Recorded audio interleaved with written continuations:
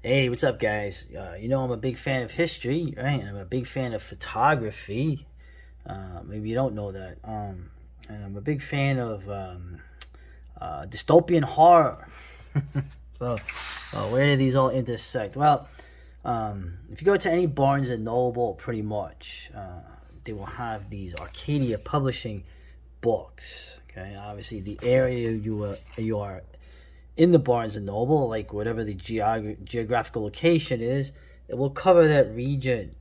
So Pennsylvania, New York State, Jersey, uh, Maryland, and of course Florida. Any place you go, and they will show you these photo books. Some of these are photos.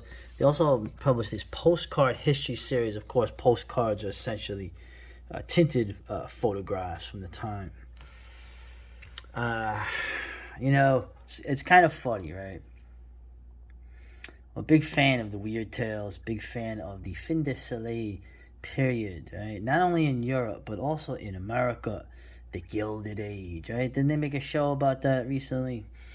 Um, the time period in between the Civil War, the American Civil War, and the up until the World War, as the Americans used to call it. That time period to me is always fascinating. Pretty much all the things that have been gaining momentum in the 19th century are starting to really develop, to manifest, right? Become. And this was seen as progress. This was seen in the skyscrapers that were starting to go up in the late 1800s and the early 1900s. Science, transportation industry, all of these things were, being done not just in America but in Europe. But I'm focusing on America here. Of course, the labor was to be brought in. Now, I always like to bring up the story, the King and Yell, the first story, the Pair of Reputations, which was written in 1895. Okay, right smack dab in the middle of that period, where the author put forth an America of the 1920s. So obviously he was making a speculative story, and along what lines that nation would have developed. And I always wonder if this country had gone that direction. That was, of course, that was his view as a writer, but the progressive view. Now, I say progressive, I mean the progressive view from the late 19th century into the early 20th century. Very different from how progressive is used now. You always wonder, what would have America been like? What would have the world have been like if America had, I don't know, maybe minded its business, in the coming world conflagrations. Now, of course, that could be the romantic view. The issue that you have when you look at this is, even if you're a dissident, there's a sort of reactionary part of yourself where you think that, well, things could have been great. Look, I'm going to show you pictures. Right? Things could have been wonderful, except this happened, or this event happened, or this group got in and started to dictate things. Now, the issue with that is that none of that is wrong. Okay, you're not wrong about any of those things. Okay, it's always a matter of to what degree is that the case. But decadence, right? Uh, the idea that it's baked into the cake that this stuff wasn't going to last is really something I see here a lot. I'm not saying that the other issues are not a part of it, and they are, and they feed into it, okay? But they're not the only issues that were there. A common theme in these books that I read, and I'll get more into that when I cover some architecture from a nearby Philadelphia. A lot of these things that were built not long after were demolished. Big extravagant hotels that seemed like it was part of a prosperous nation. Many of these things were closed down or burned down. Many rich, powerful people who were big movers and shakers in their times, they didn't even respect the place of their birth, and these places were raised for progress. Okay, now I bring up the progressive movement of that time period. I'm actually a fan of it. Okay, Mr. Beck brought it up as a. I remember that book he did. Well, no, he didn't do it. He had championed the infamous Jonah Goldberg book, Liberal Fascism.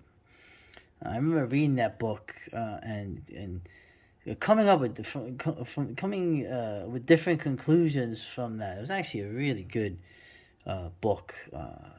Maybe not for what was intended in my development, anyway.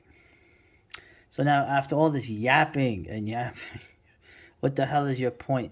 Point I'm making is when I look at this, there's a melancholia of it. You see a nation, you see people, problems, no doubt, but problems that still did not atomize the entire population.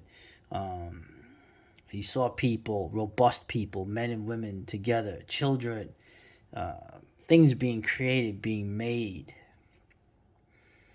Things that were dying and already in a mess before the damn 20th century even ended, and now is at another level that could not even be imagined by the denizens, the people that you see in these photos. Or if you look at some of the YouTube channels where they frame correct the old late 1800s footage in London or San Francisco or New York or have you in Paris, and you see all those people, you see how they are, you see the men are all dressed nice, you see the women with their big hats and the corsets, and the people are more plain looking. You don't see makeup on the women. You see mostly a relatively homogeneous society, but you don't see it exclusively. You see others, okay? And they're not being murdered and treated badly in the streets either, okay? Does a camera lie? Well, when you see those things or you see these photos, you're always going to wonder, why did it have to go? Okay? I'm not even bringing up the effect of technology. I'm not even talking about the human nature of where apparently deprivation of resources, of health, of life, of expectations, of prosperity, the very thing that you want to have. The absence of these seems to make people not only just more fit, they make people believe things are more sacred because they're so tenuous. Okay, now I'm hardly someone that is a Ragnar, a Redbeard type. Okay, far from it, but you are seeing the absolute opposite now. Okay, and I'm not even bringing up the exploitative factors of it. People are benefiting from the atomization that you see around you. Really the only way to deal with this now is in its realm of creativity, fiction, filmmaking, art. That's how I look at it. I kind of have meandered along here, but it was necessary in order to try to cover these bases. Let's start looking at some of these photos. Well, I might as well start with my hometown or my home neighborhood here. Of course, I mentioned Gravesend, right? It was the English settled town, right, in the greater Dutch settlement of Brooklyn, right, of the broken land. Okay, the Dutch were sympathetic, I guess, to the Anabaptist Deborah Ann Moody. Of course, I had done that video a while back where they showed the old cemetery. And you see here too, look at this, Gravesend, Long Island. You still had an interchangeable thing where Brooklyn and Queens, technically, right, are part of Long Island. They're not considered Long Island now, but they are physically a part of the Long Island, which is a Long Island, as they do out there. And it's funny seeing the names, the avenues that I grew up: Voorhees, Stillwell, Hubbard, Van Sicklin. And these were obviously, a lot of them were Dutch names, some English names of people that lived in these areas. And what's crazy about it is looking at some of these areas that I remember being very built up in my time are very remote. It almost looks like there was an apocalypse beforehand. Avenue U, like unrecognizable to me, not even paved yet.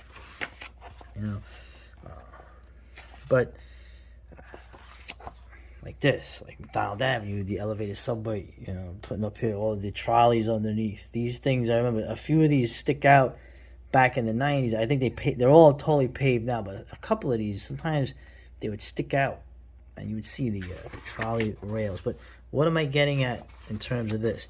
You see this. So look at the parades. Right? Look at the civicness, the civic mindedness you have. I didn't know any of this. I was already born and growing up in the decline. Yeah. Of course, I tell you that the decline was already happening even in this time. But anyway, regardless, you got Coney Island. Look at all these people, man. Coney Island was huge. When I was a kid, it was already like half destroyed.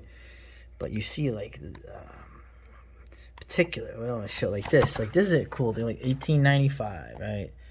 You get the women with those big, it's the ridiculous, almost. You had this Elephant Hotel that burned down in 1896. Look how surreal it looks. Look how crazy Coney Island looked. So. The steeplechase, right? I always heard of this from my dad. I don't think I was ever around for it. So, but look how crazy the old Coney Island was. Look how decadent. Look how bizarre. I mean, this is weird. When I'm thinking about Stillwell Avenue now and the whole region, they're trying to build it up again, but that's Avenue Y, Sheepshead Bay Road. Look at that. You didn't even have a road back then. But look at all this humanity. It's funny too. I'm making a joke. You might know with the hat. Remember the Abbott and Costello skit where you're selling the hat, and everybody sells the hat to has a bad incident with something to do with that hat, and they punch the hat so the top pops off, and now Lou Costello can't sell the hat. It's always funny. So if I lived back then, I hope I wouldn't be wearing the same damn hat as everybody. But but it was interesting seeing that. You're seeing a Brooklyn that I never even knew, right? Where there was still a pretense of some kind of civicness, let's say, or some kind of thing.